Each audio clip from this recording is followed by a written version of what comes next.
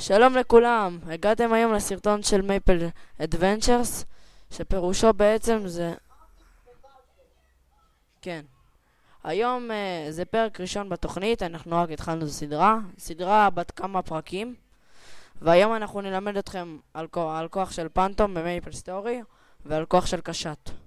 עכשיו, קודם כל קשת ופנטום זה ג'וב, שכל אחד יכול לבחור אותם, ואין פה שום ג'ובים מנויים, שום דבר.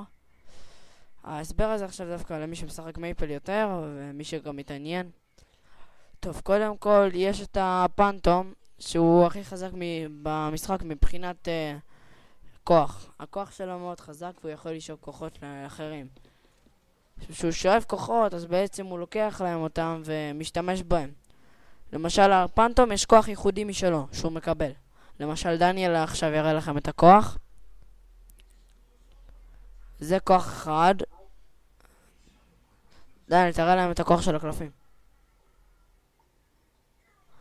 כן, וזה כוח שני שלו, ויש לו את זה. זה הכוחות של הפנטום בג'וב שנייה.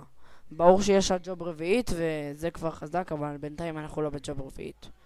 אז דניאל יכול לשאוב כוחות מאחרים, שהוא ישתמש בכוחות שבדיוק יש להם. אבל אל תדאגו, זה לא נקרא גניבת כוחות באמת, זה רק להעתיק את הכוחות. טוב, עכשיו אני אראה לכם את המתקפות שלי. אני בעצם קשת, ואני מקום שני במייפל סטורי בחוזק. אבל תלוי, בהתחלה אני די חלש, אבל אחרי זה אני נהיה חזק כבר בג'וב רביעית. אז ככה, זה המתקפות שלי. למשל, יש לי את המתקפה הזאת. זה יחסית חזק לג'וב ראשונה. יש לי גם חיצים רגילים, וקשת, יש בו משהו, הוא צריך לקנות חיצים. אבל מההתחלה יש לכם הרבה אספקה של חיצים, אז אתם לא צריכים לדאוג. אוקיי, אז יש לו גם נמר וזה, ויהיה לכם משימות, אתם כבר תראו.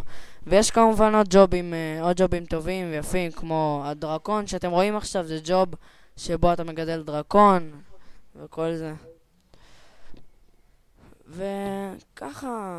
ככה משיגים ג'ובים, וכדי לעבור לג'וב שנייה בתוך, בוא נגיד ג'וב פנטום, אתה צריך לעלות רמות, להשלים משימות, ובסוף תהיה לך משימה כדי לעבור לג'וב שנייה או שלישית, תלוי.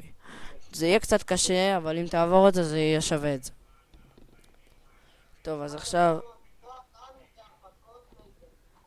תודה רבה שצפיתם, ביי ביי ולילה טוב.